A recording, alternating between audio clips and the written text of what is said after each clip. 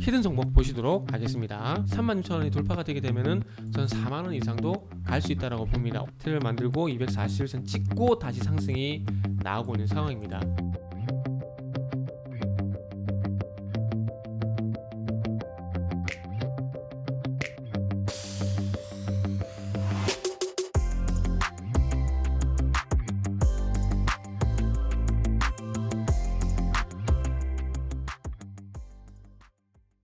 자, 반갑습니다. 알파프로 과정 여러분, 정태근 전문가입니다. 9월 23일 두 번째 방송 시작을 해보도록 하겠습니다. 두 번째 방송 종목은 엔지캠 생명과학입니다. 유상증자 발표가 있었죠. 그래서 한번 다뤄볼 거고요. 방송 말미에는 또 히든 종목이 공개가 되니까 방송 끝까지 시청을 좀 부탁드리도록 하겠습니다. 그리고 방송 보시고 난 이후에는 좋아요, 구독 부탁드리도록 할게요. 자, 그러면 한번 시작을 해보도록 하겠습니다.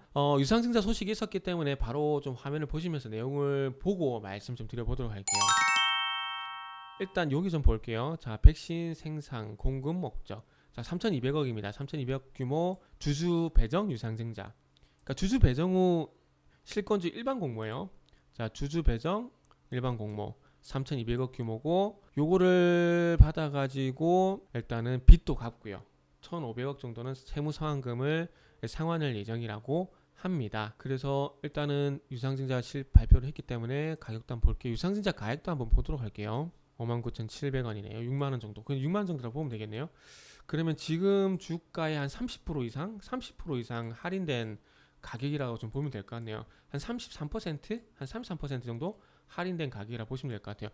주가가 안 빠진다는 전제를 깔게 되면 주주 배정이기 때문에 받으신 분들 같은 경우는 상당히 호재라고 좀 봐야 될 것 같네요. 그런데 유상증자 권리락이 발생됐을 때 과연 이 주가 유지가 될지가 관건일 것 같고요. 그리고 지금 3,200억인데 시가총액이 6,390억이에요. 그러면 6,400억 정도에서 이제 3,200억이기 때문에 3,200억 정도이기 때문에 아마 오늘 주가가 반영이 안 된 시총일 거예요. 어제 주가 하락 정도, 그럼 50% 정도거든요.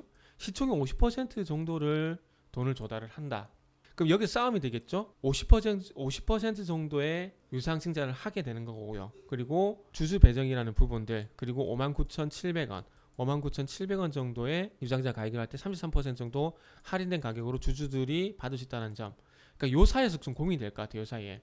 지금 자이더스, 캐딜라와 글로벌 백신 생산 공급 의향서 체결, 세계 최초 플라스미드 DNA 코로나 백신 자이코브-D 위탁 생산 라이센싱 독점적 권리 확보 추진, 1억 5천만 도즈 이상, 그래서 2022년 연간 1조 이상 매출액 기대. 자, 그래서 지금 어쨌든 원부자재 구입 등으로 2280억, 라이선스 시설 자금으로 880억 정도 사용할 예정이다. 여기에 또 1500억이 좀 전에 말씀드렸듯이 채무 상환입니다.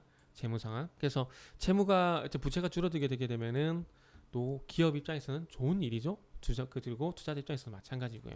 부채비율이 상당히 떨어지게 될 수 있는 부분들이니까. 그래서 뭐 기본적 분석 내용은 다루진 않겠습니다. 시간이 뭐 그렇게 많이 허락된 건 아니기 때문에 여기서 뭐 기본적 분석, 뭐 재무제표 이거를 하려고 하는 건 아니니까요. 그래서 채무 상환이 이루어지게 되고, 어쨌든 원부자재 구입 그리고 라이센스 비용 들어가게 되고, 이런 부분들이 있는데 어쨌든 규모는 부담되는 건 사실입니다. 할인된 가격이라든지 그리고 이제 유상증자에 나올 만한 이 내용들. 위탁 생산 이슈 이런 부분들을 보게 되면은 유상증자 크게 부담되지 않을 가능성도 있을 것 같아요. 그런데 부담되지 않는 거하고 주가가 올라가는 것도 틀린 얘기죠. 그래서 아마 유상증자 가액이 결정이 되게 되면 유상증자 권리락이 발생이 되겠죠. 발생되고 난 다음에 주가가 회복이 되는 건 쉽지 않을 것 같다라는 말씀을 좀 드리고 싶어요. 그래서 결론은 악재다라고 보는 게 일단 맞지 않을까라는 생각이 좀 듭니다. 생각이 좀 들어요. 하나시스템 같은 경우도 여기서 유상증자를 했거든요. 주주 배정 방식 그리고 시설 투자 자금을 해서 실시했는데 유상증자 권리락이 발생이 되게 되면서 주가 좀 하락이 나왔거든요. 그래서 이렇게 하락이 나오게 되면은 결국에는 유상증자 가액까지 떨어질 가능성이 있는 겁니다. 있는 거예요. 그래서 그런 차원에서 보게 되면 호재는 아니다라고 보는 게 일단은 맞다라는 게 제 판단입니다. 그러니까 유상증자였던 성격 때문에 반등은 나오고 있습니다.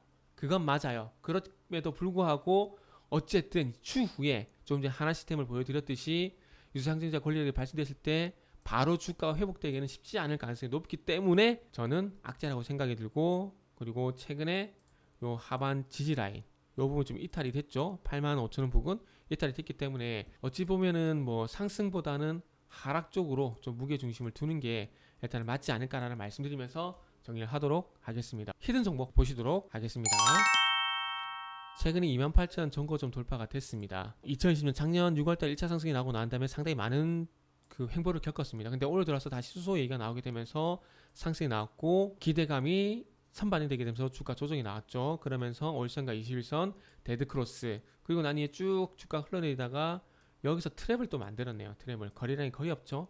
트랩을 만들고 241선 찍고 다시 상승이 나오고 있는 상황입니다. 그래서 앞에 지금 코오롱 플라스틱을 말씀을 드리면서 제가 슈피겐코리아 말씀드렸죠. 슈피겐코리아 보게 되면서 1차 상승 조정, 2차 상승 조정, 3차 상승 조정 이 부분을 말씀드렸는데 어쨌든 전고점 28,000원이 돌파가 됐기 때문에 신고가 영역이 들어갔고 추후에 올상과 이격 조정이 마무리가 되게 되면 다시 상승으로 갈 가능성이 있을 것 같아요. 조정은 나온다라는 건 기정사실이고 이 조정이 히든 종목 같은 경우는 단기간에 일단은 끝이 날 가능성도 있다라는 거죠. 끝이 날 가능성. 그래서 목표 주가 같은 경우는 한 36,000원 정도, 증권사에서 한 4만원까지 보고 있던데 아마 제 생각으로는 목표 주가 한 36,000원 잡고 36,000원이 돌파가 되게 되면은 저는 4만원 이상도 갈 수 있다라고 봅니다. 올해 수소라든지 전기차 같은 경우는 2차 전지 같은 경우 연말까지 계속 간다라고 보는 게 맞다라고 저는 생각을 하고 있는 주의자입니다. 그래서 수소 2차 전지는 계속해서 봐야 되는 국면이 있고요. 그리고 어쨌든 신고가를 만들었다는 점을 보게 된다라면은 추가적인 상승 여력도 분명히 현재 만들어 가고 있다라고 보는 게 맞을 것 같습니다. 그래서 목표 주가 36,000원 제시하면서 히든 종목을 한번 또 오늘도 제시하도록 하겠습니다. 히든 종목은 홈페이지에서 확인을 부탁드리도록 하겠습니다.